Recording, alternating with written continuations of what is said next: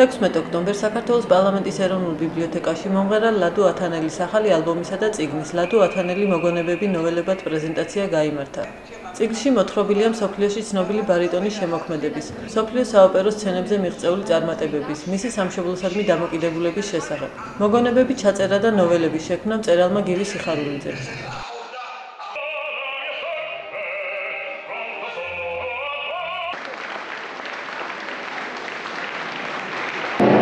ეს იდეა მე არ მომწონს, ეს იდეა მოვიდა კალბატონ მანანას, მის მეუღლეს შიკოვანს და მე ამ იდეას თხოვა მან წაიკითხა ჩემი ნოველები, წიგნი, მთელი ღამე კითხულობდა 12 როგორც თვითონ თქვა ტელევიზორზე 12 საათია 7 საათამდე გაათენა.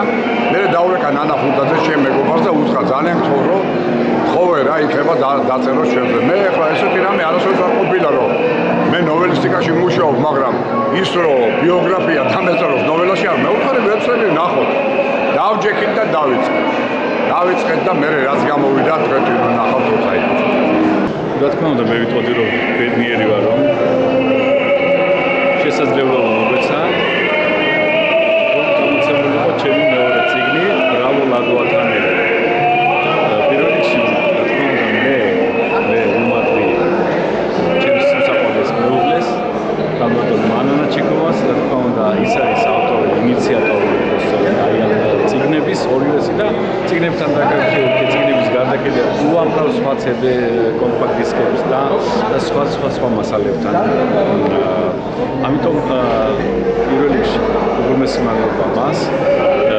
რა თქმა უნდა მე ვიტყვი რომ ბედნიერი ვარ რომ ჩვენმა უსაყვარლესმა პროექტმა, ცნობილმა პიროვნებამ, კოლორიტმა საქართველოს გივი სიხარულიძემ რა თქმა უნდა გამოხატა სურვილი რომ ჩემი ბიოგრაფია აი ამ ნოველისტიკაში გაიცოცხლებინა და ფართო საზოგადოებისთვის გაეცნოს. მე კიდევ ვიტყოდი უღრმესი მადლობა ჩემს მეგობრებს და ბატონ გივის რომ ეს ვიტყოდი რომ მართაც ძვირფასი საგანძური რა თქმა უნდა ვიტყოდი ჩემთვის ეს წიგნი გამოვიდა და იმეცდა და რა თქმა უნდა იმედი მაქვს რომ ვინც მას შეიცეს აგზით იქნება ეს არ ვიცი, მაგრამ პრინციპში მე ვამბობ რომ ისინი ძალიან დასიამოვნებით არჩევენ.